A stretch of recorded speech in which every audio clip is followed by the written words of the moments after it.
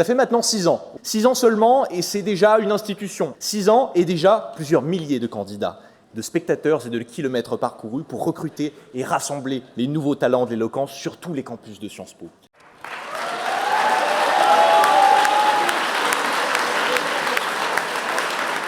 À 20 ans, la fête de l'UMA.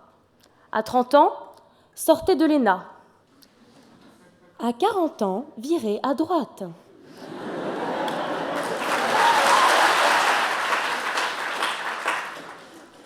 Au GPS de la gloire, j'ai toujours préféré m'aventurer sur les chemins de traverse.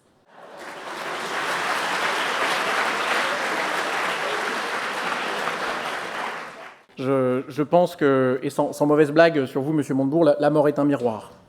Et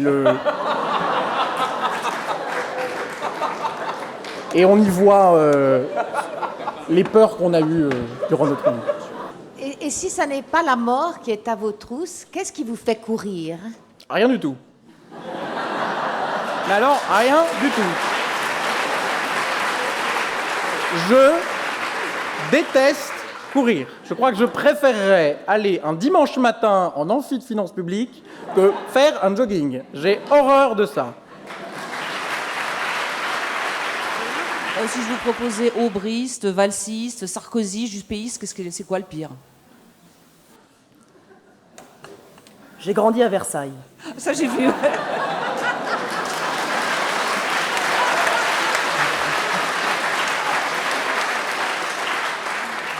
Alors, entre aubriste, valsiste, n'importe quoitiste, moi j'ai choisi orléaniste. Ici, à Sciences Po, chaque menace fantôme est devenue pour moi menace bien réelle. Pendant ces longues années, j'ai assisté à la banalisation de l'utilisation du t-shirt, à la création d'un festival hip-hop breaking DJing culture tzigane,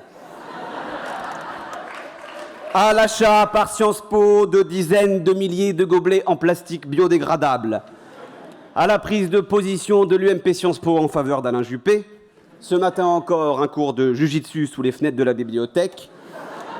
Mes chers amis, ils ont commis l'ultime provocation la semaine passée en installant sous mes yeux une ruche, comme pour me dire à quelques heures de mon départ, Paul-Antoine, la menace Bobo a déjà gagné. Oui, Frédéric, je me souviens. Non, pas monsieur le directeur, le ministre.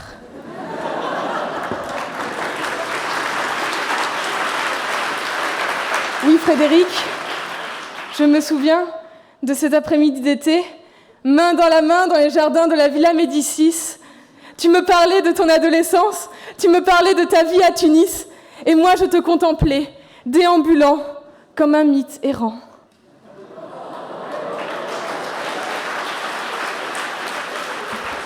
C'est la dernière heure qui sonne, le dernier voyage, celui auquel on est tous conviés, celui de la mort, celui du cercueil.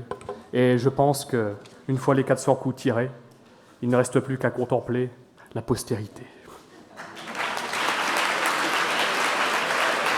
Pour vraiment conclure, féliciter les 257 candidats de tous les campus de Sciences Po. Ils ont été merveilleux et pour nous, c'est un plaisir de vous voir, de vous entendre parler. Et quel qu'a été votre parcours, vous pouvez tous être fiers du courage et du talent dont vous avez fait montre. Et c'est ça aussi, le prix Philippe Séguin. Le 3e prix est attribué à Thibaut Berger.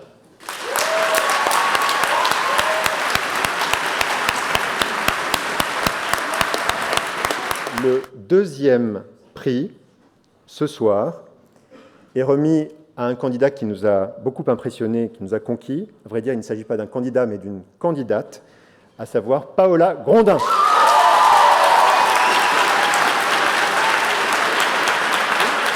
Le jury, à l'unanimité, s'est prononcé, à l'unanimité, je dis bien à l'unanimité, s'est prononcé pour décerner le prix Philippe Séguin 2015 à M. Pierre-Antoine de Carville.